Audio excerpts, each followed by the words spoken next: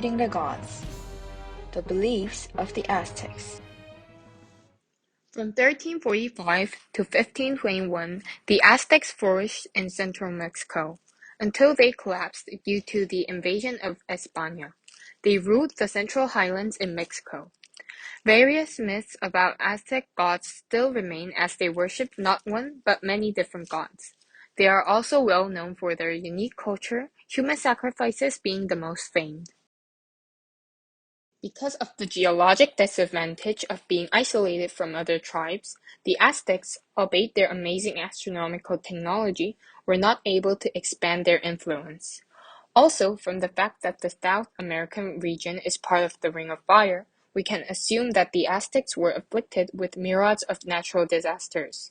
These disasters would have made the Aztecs regard nature as a powerful being capable of causing great harm. Leaders of the tribe used this fear toward nature to control the tribesmen.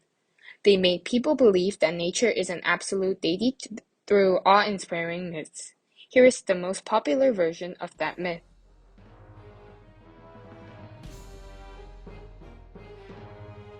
Initially, the world was made up of infinite empty space and ancient sea, and there was the very first god, Otomoto. Otomoto made Chalchiuhtlicue, Tlaloc, and Tezcalipocas. Tezcalipocas are the four brothers who created the world. Their names are Tezcalipo, Xipetotec, Quetzalcoatl, and Huitzilopochtli, and people call them the Tezcalipocas as a group. And the red fire-burning snake on its hand is Xiuhcoatl. In the sea I mentioned earlier, there lived a huge serpent, who is the god of earth called Coatlicue. Coatlicue, also known as Tlatecuhtli, is an ancient sea god who is said to have a serpent tongue and a sacrificial knife between her teeth. She was always hungry and ate everything that fell into the sea. Whatever the gods made, it fell into the sea and then Coatlicue ate it up. So, the gods couldn't move forward in creating the world. So Tezcalipoca and Quetzalcoatl tried to lure Coatlicue to the surface of the sea and kill it. After a fierce battle, although Tezcalipoca lost a leg, they defeated Coatlicue.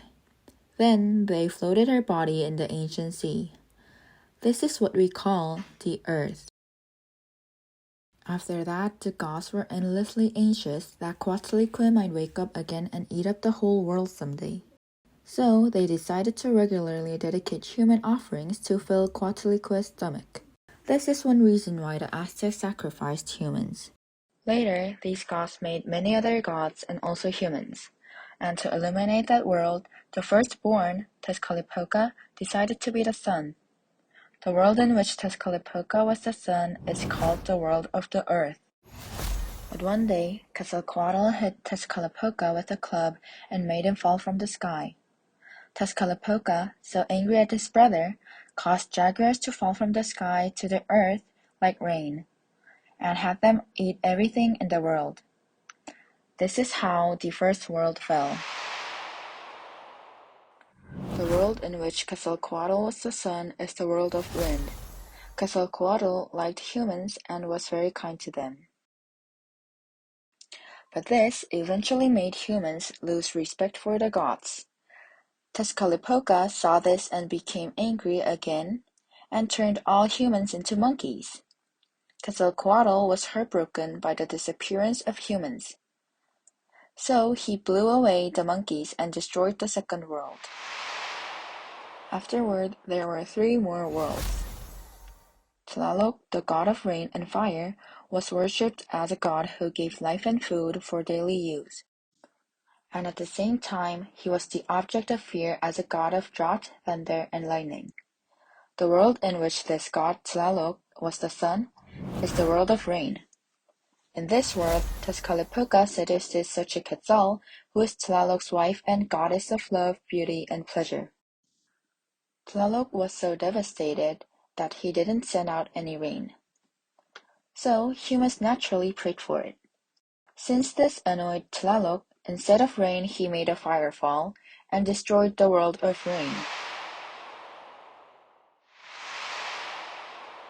Tlaloc came down from the position of sun and married a god named Chalchiutlike.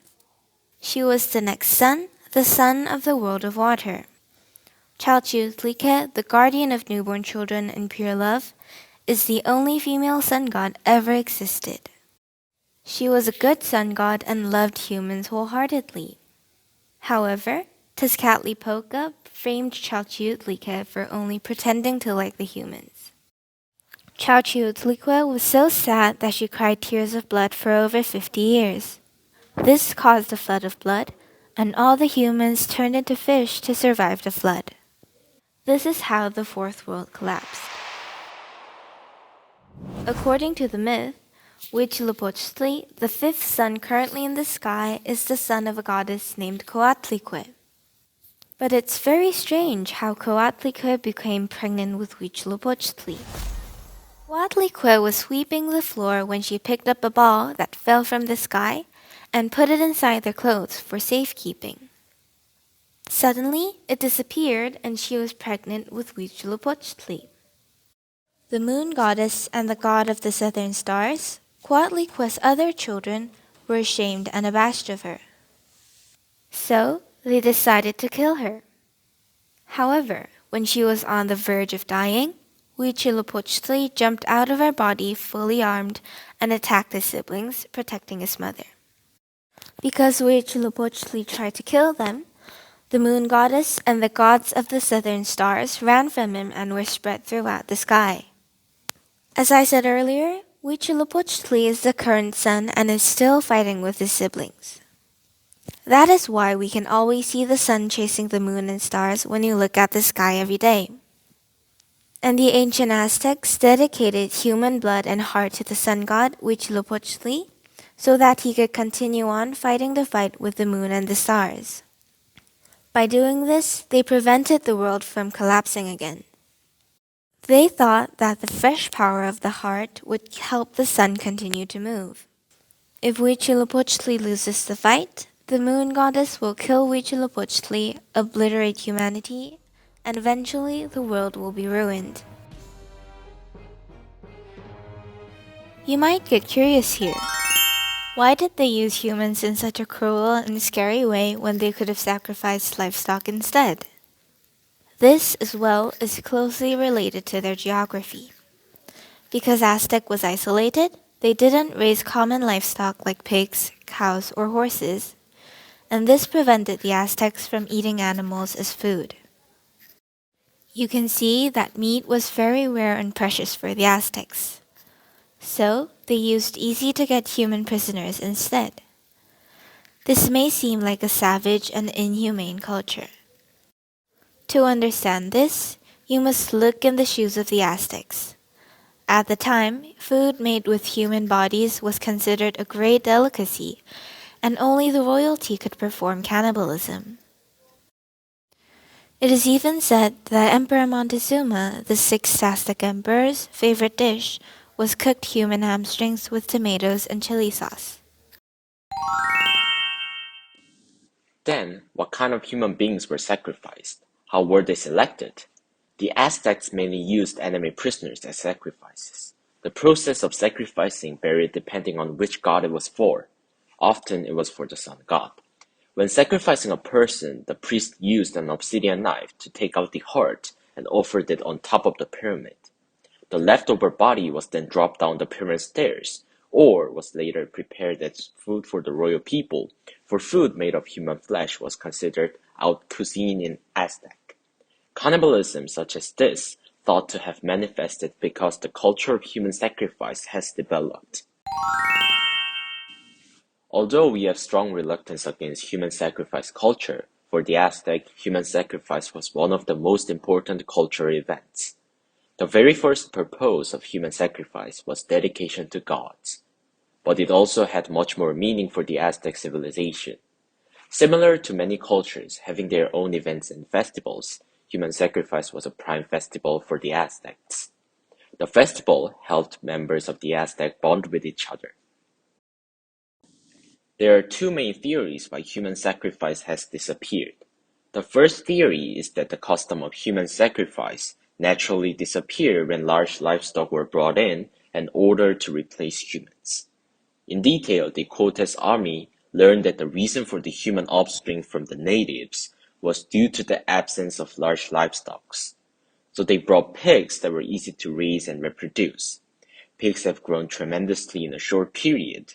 This prohibition in raising livestock eliminated the need for human sacrifice and gradually disappeared. But still, there are many opinions that it was just a strategy to win religious glorification and favor with other tribes. The second hypothesis is that the Cortes army banned the ceremony and established Nueva España, a Spanish colony. The Cortes army was a devout Christian since they were born. For them, Aztec's sense of human sacrifice would have come as a great shock and hate. The Cortes army destroyed the Aztec foundation and strictly prohibited human sacrifice. Since then, there is a theory that Nueva España has been established based on Christian values.